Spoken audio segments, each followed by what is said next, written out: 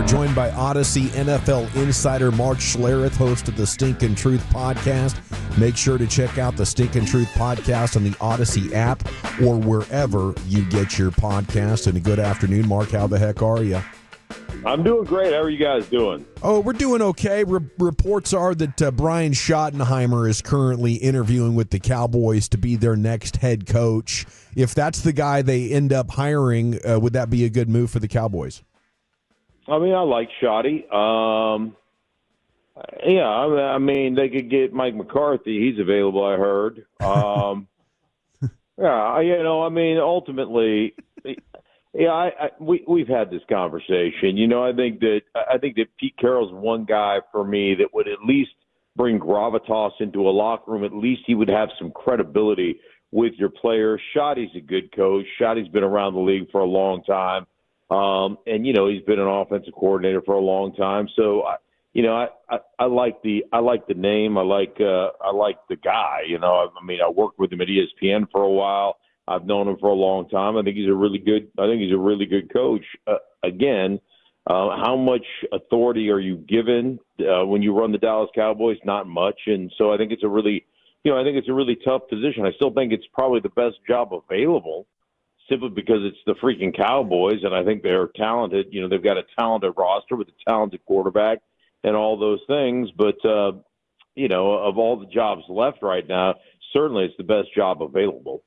How excited should Bears fans be that they got Ben Johnson, whom the Cowboys didn't even feel like they needed to interview?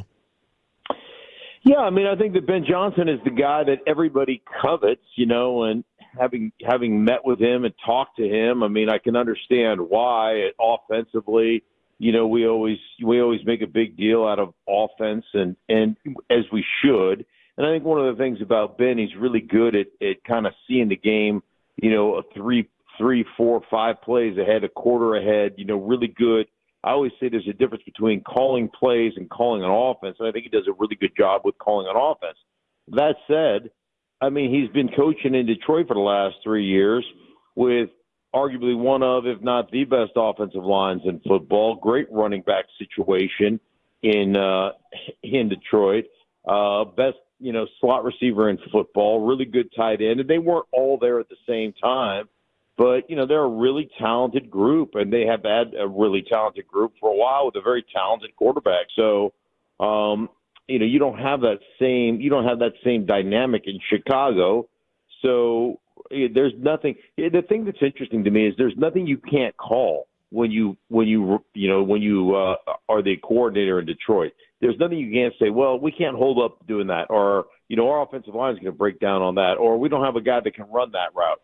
Like, you don't ever have to think that way as a coordinator in Detroit. You're going to have to think that way as a coordinator kind of / head coach in Chicago. Stink, as a former offensive lineman, and you see these Final Four teams, and they all have pretty impressive rushing attacks. As you look at them all and you sort of break them down, is there an offensive line sort of run game coordination that you come away most impressed with?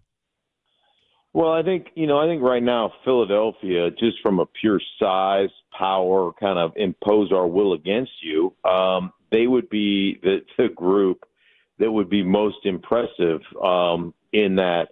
Now, you get to Buffalo. Buffalo, I think their tackles are incredible. I think Spencer Brown's a really good player. I think Dawkins is a really good player. And I think ultimately they've got a great running game right now. What they're doing and the implementation of their quarterback within the running game, especially down in the red zone, is really where they put Josh Allen to work. So they do a really good job with that stuff. All the tackle trap stuff they do, they're really a very balanced mixture of zone and gap kind of schemes. So I really like what they're doing as an offense in general. So those two, you know, for the AFC side and the NFC side would be my two favorites as far as just the way they dominate in the run game. Hey, Stink, you know, I know you were there in Washington for a long time and won the Super Bowl and stuff with them, but if you had to say what was the biggest change and rank them in the order of an ownership change, the hiring of the coach, or the quarterback, how would you rank that in order of why the Commanders are in the position they are today? Well, I think one, it would be the quarterback.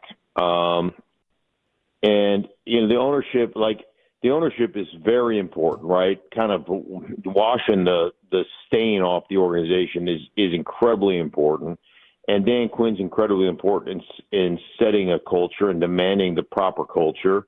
But the quarterback comes in and just executes. And, I mean, let's face it, I think, the Dan Quinn thing's really interesting to me as well because, you guys had him there and know how connected he is and relational he is. And what I hear from people around the league is, I've got to get a young offensive coach, a guy that's an innovator, a guy that's this, that, and the other. And we get so enamored with age, youth, relates to the players. And I just think that's such a farce. It's just so faulty. You can either communicate and you relate to the players or you don't.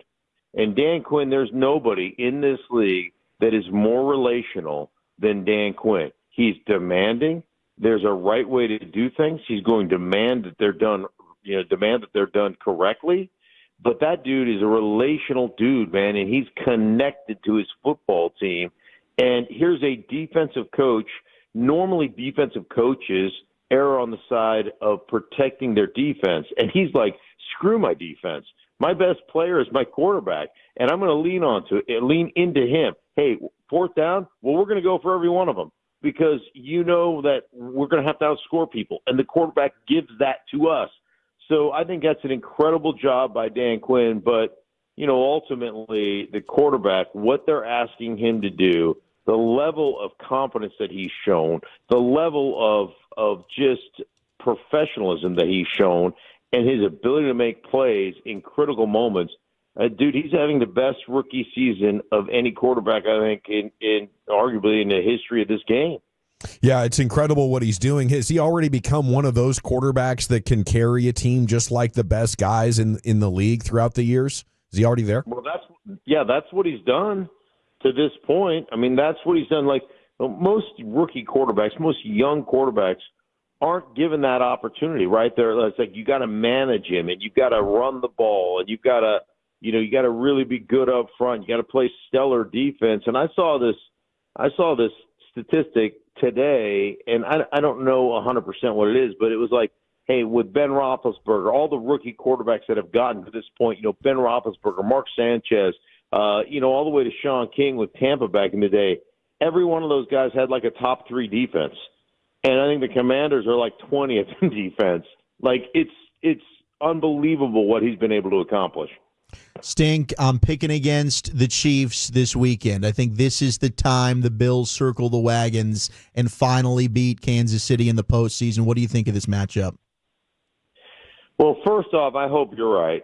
I really like anybody who played this game, who's had some, success in this game that wasn't a member of the Chiefs. I'm a part of one of those teams that went back-to-back championships. So I don't want to see the Chiefs go. I don't want to see the Chiefs three-peat. I really don't. So, call it the hater in me, but that's just the way I feel. So I hope Buffalo is able to do it. I hope they can overcome the Chiefs. The bottom line is they run the ball exceptionally well. They're a physical football team. Defensively, they've played really well here of late. Offensively, the Chiefs have never really been in much of a rhythm all season long. Except the regular season, they did score some. They did have some 30-point games or whatever, but they weren't great last week either. So it'll be really interesting. I think the one thing that you just know when you play the Chiefs, if you give number 15 the ball last with, well, in the Bills' case with more 13 seconds or more, you're gonna lose.